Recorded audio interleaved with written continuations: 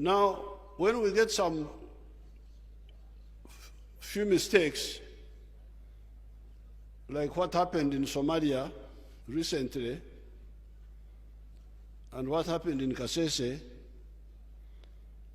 those who don't know war start running up and down, panicking. But I can tell you that the security of Uganda is very secure. There were some mistakes in Somalia, and I was talking to the commanders here about them. In Kasese, that part of the country has been peaceful for a long time, and those people there were quite relaxed, although there are still some gaps in intelligence, but all these are easily solvable. So nobody should get worried about the security of the country. Anybody who disturbs us will pay a very big price.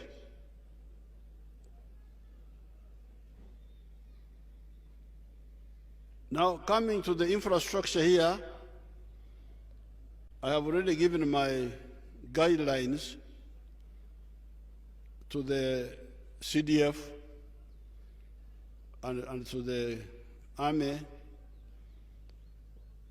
Although the needs are many, it is easy to prioritize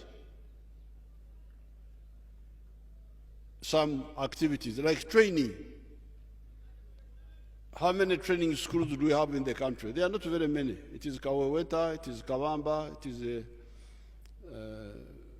Labordong, it is Singo.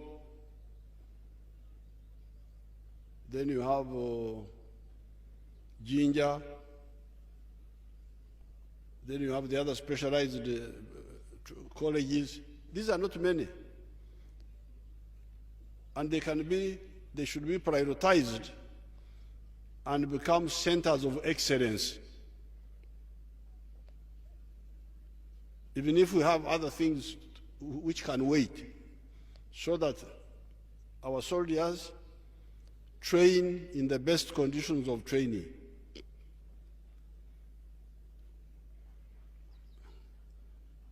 It's not difficult to prioritize. The mistake by some people is when they try to touch everywhere at the same time.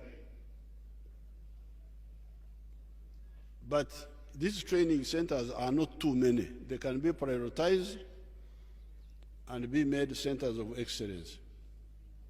And then we can deal with other things later. So therefore, you put forward your infrastructure needs, the commandant, they will be prioritized. I have already told the army people.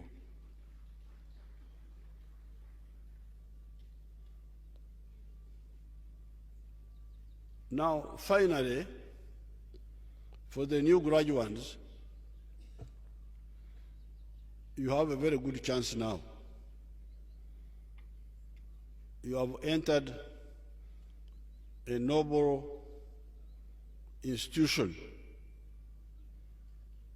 Here where you are training is where we used to fight. When I was coming today, I was stopping in some places, remembering how we used to fight. Now the Foronasa, NRA, UPDF have been very heroic forces. And they have done a lot in Uganda and even in other parts of Africa. And the reason we have been able to do well are three. First of all, ideology. The way we think, the way we believe. Our ideology is patriotism, love Uganda. Uganda is more important than your tribe, is more important than your religious group,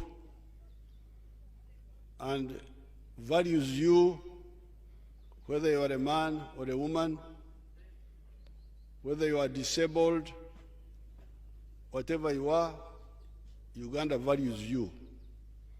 And you should value Uganda, because Uganda can cater for your prosperity better than the individual tribes. That's why when people have problems in the different parts of the country, they come to Kampala. If you go to Kampala, you will see children from Karamoja there. Then the Mama Janet takes them from there, takes them someplace, because they know this is their country. If there is a problem in my home area, I come to Uganda to help me. That's very good. That shows you the importance of Uganda. The space it gives you. I remember this Banyankore in the 1940s, when the cattle died in the West because of tsetse flies. Many of them went to Lango, to Teso, to even Busoga. At that time, Busoga had cows. Even Bukedi had cows. You would find those Balaro there, trying to solve their economic problems. Because while the cows had died in the West, in the North, those Zebu cows were there. So Uganda helped these people. Uganda does not only help Ugandans, even people from other countries. That's how they came here, the Banyarwanda, Barundi, Congolese, Kenyans.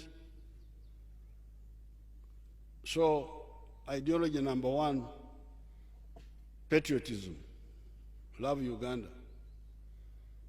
Number two, love Africa, because you need Africa. We need Africa for the market. Many of the products we produce here are now sold in Congo, in South Sudan, in Kenya. Number three, socio-economic transformation and democracy. So that is number one. You must be clear ideologically. Because if you believe in the tribes, you believe in witchcraft, you believe in, you don't fit in this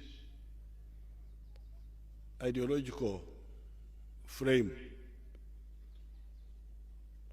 So once you are clear on the ideology, then the next thing that you need is discipline, what CDF was talking about. Discipline, okwefuga, not to get involved in risky behavior which can ruin your life. And when you get sick because of alcohol, because of umalaya, because of reckless living, how will you be a soldier? If you are not healthy, how will you be a soldier?